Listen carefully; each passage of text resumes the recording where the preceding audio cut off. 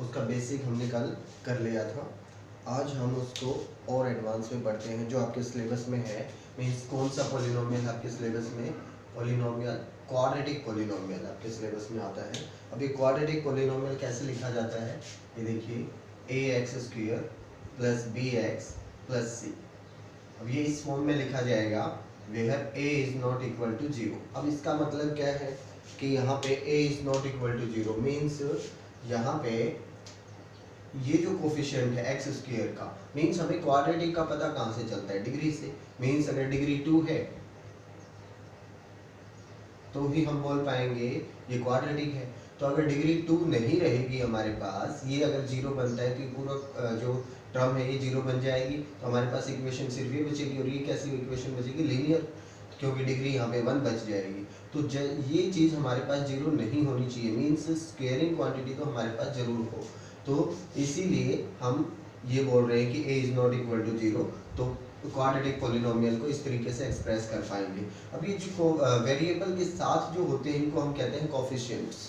तो coefficient of x² is not equal to 0, coefficient of x is b and constant term is 0। तो ये हमारे पास term है क्वाड्रेटिक इक्वेशन में, कुछ इस तरीके से लिखा जाएगा, पहले 2 डिग्री आएगी, फिर 1, फिर 0। तो इस तरीके से क्वाड्रेटिक पॉलिनोमियल है। अब इसके अंदर जो कोफिशिएंट्स हैं हमारे ax² plus bx plus c, हमने छोटी क्लासेस में पढ़ा है कि क्वाड्रेटिक इक्वेशन की कितनी वैल्यूज आती हैं। हमें पता है कि डिग्री 2 है तो 2 ही वैल्यू आएंगी, 2 ही इसकी जीरोज बनेंगी।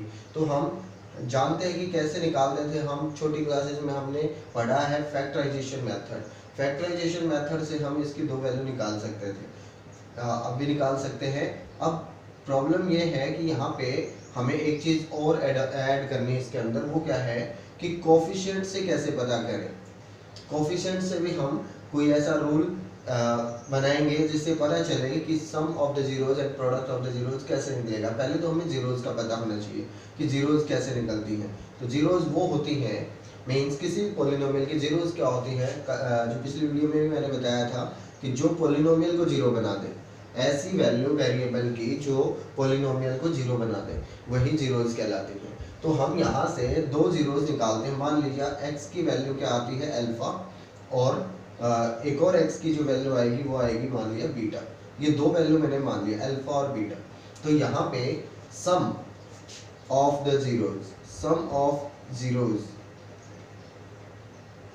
क्या होगा, अल्फा प्लस बीटा। मीन्स ये 2 जीरोज निकले, अल्फा और बीटा, तो इनका सम क्या होगा, अल्फा प्लस बीटा। फिर product of the zeros, product of the zeros हमारे पास होगा अल्फा बीटा। अब प्रॉब्लम यह है कि ये चीज़ें जो हम अलग अलग अल्फा और बीटा की वैल्यू निकालेंगे बाद में हमें पता चलेगी। ये जैसे मैंने यहाँ से x की 2 वैल्यू निकाली तो अल्फा का पता चला, बीटा का पता चला, उनका सम किया तो सम भी आ जाएगा, प्रोडक्ट किया तो प्रोडक्ट आ जाएगा, ठीक है। लेकिन बिना अल्फा और बीटा निकाले भी हम इनको फाइंड आउट कर सकते हैं कोफिशिएंट से। अब वो कोफिशिएंट से फाइंड आउट करने का रूल क्या है अपने पास, सम ऑफ द जीरोज होते हैं -b/a। मीन्स आप इसको क्या लिख पाएंगे, minus coefficient of x upon coefficient of x²। तो इस तरीके से आप इसको लिख पाएंगे कि माइनस में coefficient of x upon coefficient of x², क्या निकलेगा, सम निकलेगा। अब प्रोडक्ट क्या होता है हमारे पास, प्रोडक्ट होता है कांस्टेंट टर्म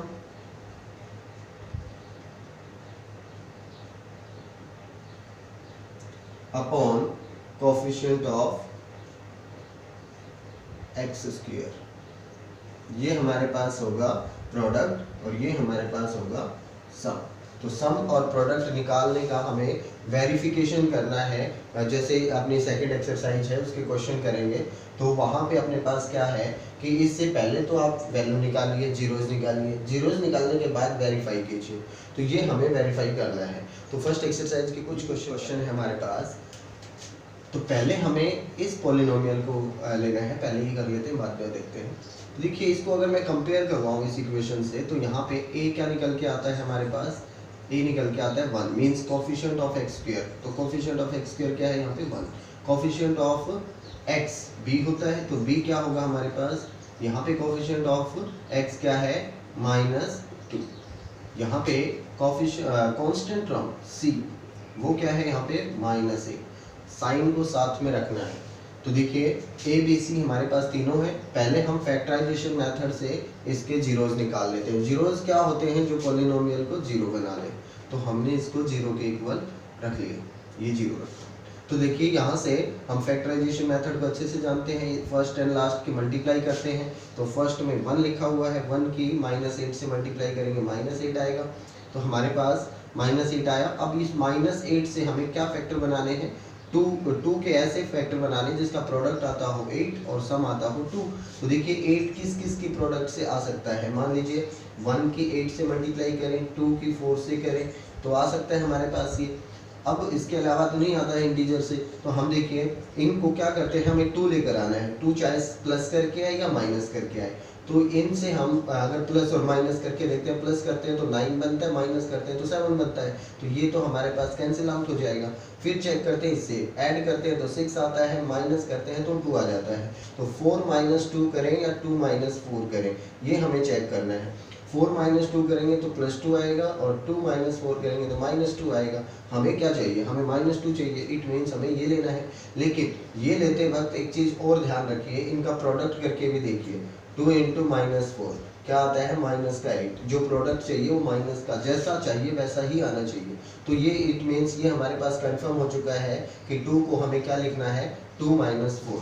तो देखिए हम लिखते हैं 2 को 2 - 4 लिखते हैं, तो +2 ये लिखा, +2 - 4, तो -4 लिखा, इनटू क्या है x और -8 = 0। अब देखिए x के अंदर मल्टीप्लाई करते हैं तो हमारे पास आता है x² + 2x - 4x - 8 = 0। अब यहाँ इन दो में से देखिए क्या कॉमन आता है, इन दोनों में से हमारे पास x कॉमन आता है, तो यहाँ पे हमारे पास x बचता है, यहाँ पे हमारे पास 2 बचता है। नेक्स्ट दो में से हमारे पास वही चीज़ कॉमन निकालनी है जिसकी हेल्प से ये जो अंदर बचे वही बचना चाहिए। तो ध्यान से देखिए, मुझे x चाहिए प्लस का, तो इसके साथ क्या लगा हुआ, -4, इट मीन्स -4 मैंने बाहर ले लिया, -4 बाहर लेते ही अपने पास यहाँ पे बचा x, माइनस बाहर जा चुका है, 4 बाहर जा चुका है, तो +2 ये बच गया = 0। अब देखिए दो x + 2 जो है, x + 2 दोनों जगह है, तो दोनों में से ये कॉमन आ जाएगा बाहर, x + 2 कॉमन आया, यहाँ से बचेगा अपने पास x और यहाँ से -4 एंड दैट = 0। तो देखिए दो फैक्टर बन गए। अब यहाँ से हमें सोचना पड़ेगा कि देखिए दो चीज़ों का प्रोडक्ट अगर 0 है तो उनमें से एक चीज़ 0 होना कंफर्म है, क्योंकि जब तक हम किसी चीज़ की मल्टीप्लाई 0 से नहीं करते तो 0 आता ही नहीं। तो 0 की मल्टीप्लाई किसी से भी करें 0 आता है, तो इट मीन्स या दोनों 0 हो तो भी 0 आ सकता है, 0 की मल्टीप्लाई 0 से करें तो भी 0। इट मीन्स अगर इक्वल टू में 0 है और इधर दो चीज़ों की प्रोडक्ट हो रहा है, मल्टीप्लाई हो रही है, तो उनमें से कम एक चीज़ तो 0 होना कंफर्म है। तो यहाँ से हमें नहीं पता कौन सी है, लेकिन बारी बारी से हम दोनों रख सकते हैं। इसको मैं 0 रखूँ, x + 2 को 0 रखा मैंने, तो यहाँ से आता है x = -2। दूसरी चीज़ x - 4 को 0 रखा मैंने, तो यहाँ से आता है x = 4। तो एक वैल्यू आती है x की -2 और एक आती है 4। तो मैंने क्या माना था पहले, अल्फा और बीटा इसके रूट माने थे, तो अल्फा की वैल्यू यहाँ से मैं मान लेता हूँ, अल्फा = आ गया -2 और बीटा यहाँ से आ गया अपने पास 4। ठीक है, तो अल्फा + बीटा। अब निकालते हैं हम सम एंड प्रोडक्ट। तो सम और प्रोडक्ट देखिए क्या होंगे इनके।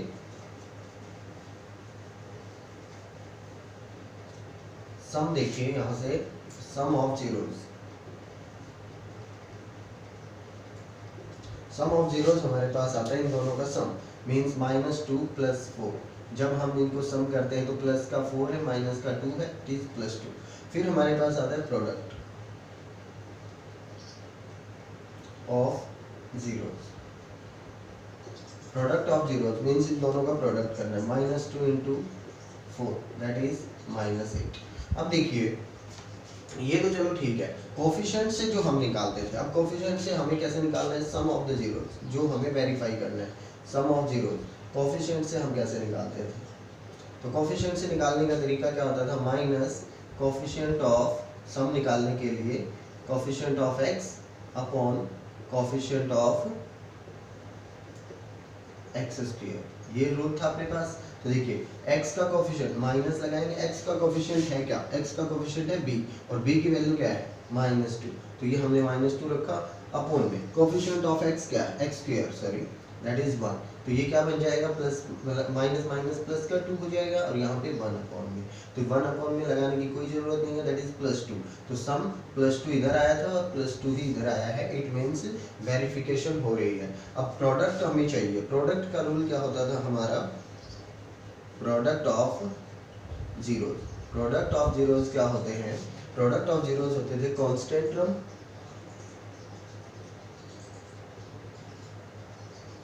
अपॉन कोफिशिएंट ऑफ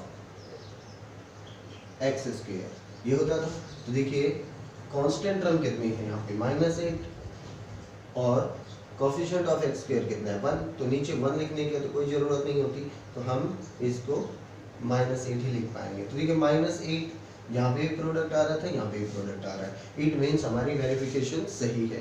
तो देखिए पहले तो हमने निकाला फैक्टराइजेशन मेथड से दोनों जीरोस, उनका सम और प्रोडक्ट निकाला, फिर हमने वेरीफाई किया कि जो हमने पढ़ा है, जो फॉर्मूले पढ़े हैं, the coefficient of minus coefficient of x and upon coefficient of x square is the sum and product is constant term upon coefficient of x square, ये होते हैं। तो इसी टाइप से हम एक और क्वेश्चन, ये इक्वेशन स्टैंडर्ड फॉर्म में नहीं है, तो पहले इसको स्टैंडर्ड फॉर्म में बनाएंगे। स्टैंडर्ड फॉर्म होती क्या है, सबसे पहले बड़ी पावर आती है, फिर उससे छोटी पावर आती है, फिर सबसे छोटी पावर आती है, इस तरीके से लिखा जाएगा पोलिनोमियल।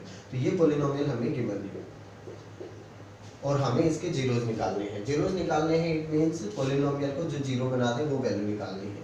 तो यहाँ से देखिए a की वैल्यू अगर मैं इनको कंपेयर करवाऊँ तो a की वैल्यू क्या आती है 6, b की वैल्यू क्या आती है अपने पास -7 और c कितना आता है अपने पास -3। तो इस तरीके से हमारे पास तीनों चीज़ें हैं। अब हम पहले फैक्टराइजेशन मेथड से इसकी वैल्यू निकाल लेते हैं। तो फैक्टराइजेशन मेथड हमारे पास क्या कहता है, फर्स्ट एंड लास्ट की मल्टीप्लाई करनी है, फर्स्ट और लास्ट की मल्टीप्लाई आती है 18 -18। अब 18 देखते हैं किस किस के प्रोडक्ट से आ सकता है। 18 1 की मल्टीप्लाई 18 से करें तो आ सकता है, 2 × 9 हो सकता है, 3 × 6 हो सकता है, इसके बाद यही रिपीट हो जाएंगे, तो हम यहीं तक लिख लेते हैं। तो देखिए इनमें से हमें 7 चाहिए, 7 कहाँ से मिलेगा वो देखना है, तो इनको ऐड और सब्ट्रैक्ट करके देख लेते हैं। 18 + 1 19, 18 - 1 17, नहीं मिला हमें 7, फिर 9 + 2 11, 9 - 2 7, मिल सकता है 7 यहाँ से।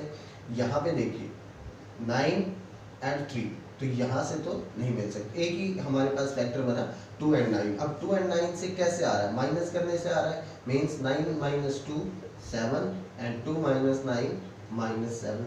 अब हमें पता चल रहा है हमें कौन सा चाहिए, +7 या -7, तो -7 चाहिए हम। तो -7 अगर चाहिए तो एक बार प्रोडक्ट भी करके देख लेते हैं क्या -18 आता है कि नहीं। तो प्रोडक्ट देखिए 2 × -9 का अगर प्रोडक्ट करें तो -18 ही बनता है, इट मीन्स ये जो फैक्टर है वो बिल्कुल सही है। तो ये फैक्टर लगा के देखिए मीन्स हमें 7 की जगह पे क्या लिखना है 2 - 9, तो देखिए 6x² -7 की जगह पे क्या लिखना है +2 - 9 × x -3 = 0। तो देखिए x के अंदर मल्टीप्लाई करें तो 6x² + 2x - 9x -3 = 0। आगे वाले दो में से अगर मैं कॉमन निकालना चाहूँ तो देखिए 2 इसमें भी शामिल है, 2 इसमें भी शामिल है, x यहाँ पे भी है, x यहाँ पे भी है, तो 2x कॉमन आ सकता है। 2x अगर कॉमन आया तो यहाँ से बचता है अपने पास 3 और x, देखिए x² था, एक x बाहर आ गया तो एक x बच गया, 6 था 2 बाहर आ गया 3 बच गया। यहाँ से देखिए 2x था वही पूरा बाहर आ चुका है, तो 1 तो बचेगा ही क्योंकि 1 का मल्टीप्लाई तो सबके साथ होता है। अब आगे वाले दो में से हमें वो चीज़ कॉमन निकालनी है जिसकी हेल्प से ये बचे। तो देखो 3x बचाना है वो भी प्लस का, तो इट मीन्स माइनस तो बाहर आएगा, और 3 बचाना है 9 है तो 3 भी बाहर आएगा। तो हमारे पास क्या बचा 3x बच गया प्लस का, और यहाँ से भी -3 बाहर निकाल लिया, -3 था तो प्लस का 1 बच गया, दैट इज इक्वल टू 0। अभी देखिए दोनों सेम बन जाएंगे, दोनों सेम बनेंगे तो अपने पास ये कॉमन आया 3x + 1 और यहाँ से क्या बचेगा 2x - 3। इस तरीके से हमारे पास ये दो फैक्टर बन गए। अब दो फैक्टर का प्रोडक्ट अगर 0 है तो उनमें से एक चीज़ 0 होना कंपलसरी है, तो इनमें से या तो ये 0 होगा या फिर ये 0 होगा। तो मैं बारी बारी से दोनों को रख लेता हूँ। 3x + 1 को मैंने 0 रखा तो x की वैल्यू आती है -1/3, और अगर मैं 2x - 3 को 0 रखता हूँ तो वैल्यू आती है x की 3/2। तो ये 2 वैल्यू आती हैं। अब हम वेरिफिकेशन से भी पहले इनका सम कर लेते हैं। तो सम देखिए क्या होगा, अगर मैं सम ऑफ द जीरोस निकालता हूँ, दोनों का सम -1/3 प्लस 3/2, तो इनका एलसीएम कितना आएगा 6 एंड दैट इज -2 प्लस 9, तो क्या आएगा अपने पास 7/6, ये आता है सम। और प्रोडक्ट अगर हम निकालें तो प्रोडक्ट देखिए क्या आता है, -1/3 का प्रोडक्ट करना है हमें, तो -1/3 का प्रोडक्ट 3/2 से, तो 3/2 से अगर मैं प्रोडक्ट करूँ 3 से 3 कैंसिल हो जाएगा, -1/2 आता है। तो देखिए अब हमारे पास जो डायरेक्ट मेथड है उससे तो हमने निकाल लिया, अब हम कोफिशिएंट मेथड से भी चेक कर लेते हैं। कोफिशिएंट मेथड हमारा क्या कहता है, सम जो होता है सम, तो सम देखिए कैसे निकलेगा, उसमें minus coefficient of x upon coefficient of x square, इस तरीके से निकालते हैं। तो देखिए कोफिशिएंट ऑफ x कितना है यहाँ पे -7, तो -7 upon coefficient of x square that is 6, तो देखिए कितना बनता है, माइनस माइनस प्लस 7 हो जाएगा और अपॉन में 6 आ जाएगा, बिल्कुल सही आ रहा है। अब प्रोडक्ट अगर हमें निकालना है, प्रोडक्ट का रूल क्या होता है, कांस्टेंट टर्म, तो कांस्टेंट टर्म कितनी है -3 एंड अपॉन में क्या होता है coefficient of a square that means 6, 3 1 जा 3 एंड 3 2 जा 6 and 1/2 -1/2 product and that will be same as it is. तो हम वेरीफाई करवा सकते हैं। देखिए कुछ अब मान लीजिए हमने ये तो पढ़ लिया है कि हम जीरोस कैसे निकालें और उनको कैसे वेरीफाई करें। तो देखिए हमारे पास जो कैसे इनको वापस पॉलिनोमियल तक पहुंचाएं, ध्यान से देखिए, अगर मैं इस पॉलिनोमियल को वापस लेकर आना चाहूँ यहाँ तक, मींस हमारे पास सम ऑफ द प्रोडक्ट है, सम ऑफ द जीरोस है and product of the zeros है, तो इसको वापस यहाँ तक कैसे पहुँचाएं, वापस पॉलिनोमियल तक कैसे लेकर आए। तो हम देख पाएंगे कि यहाँ से देखिए इस पॉलिनोमियल को अगर मैं कोफिशिएंट ऑफ x स्क्वायर 1 रखता हूँ, मान लीजिए कोफिशिएंट ऑफ x स्क्वायर 1 रखता हूँ, तो क्या आता है x square plus b/a, means मैंने a से डिवाइड कर दिया पूरी पॉलिनोमियल को, दैट इज c/a, ये आता है हमारे पास। तो देखो यहाँ से हमें पता चलता है द सम एंड प्रोडक्ट जो हमारे हैं, सम और प्रोडक्ट, सम क्या होता है, देखिए माइनस दैट इज b होता है coefficient of x minus b upon a, और ये क्या होगा c अपॉन a। तो ध्यान से देखो दोनों दिखाई दे रहे हैं, लेकिन यहाँ पे -b/a होता है, तो इस प्लस को मैं तोड़ के माइनस माइनस कर सकता हूँ, माइनस b/a, ये होगा प्लस c/a, ये हमारे पास सम दिखाई दे रहा है। देखिए सम x square minus some of zeros into x plus product of the zeros, इस तरीके से पॉलिनोमियल हम बना सकते हैं। देखिए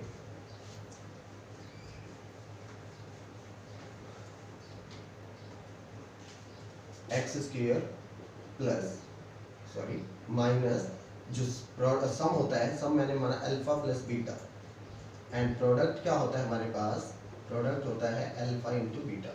मीन्स ऐसे करके हम अगर हमारे पास सम और प्रोडक्ट डायरेक्टली गिवन है तो हम वापस पॉलिनोमियल भी बना सकते हैं। अब आप कहेंगे यहाँ से देखिए सम क्या दे रखा है हमें, एक्स स्क्वायर माइनस सम क्या दे रखा है, सम दे रखा है plus 7/6 into x, plus product कितना आया हमारा, प्रोडक्ट आया -1/2, ये आता है।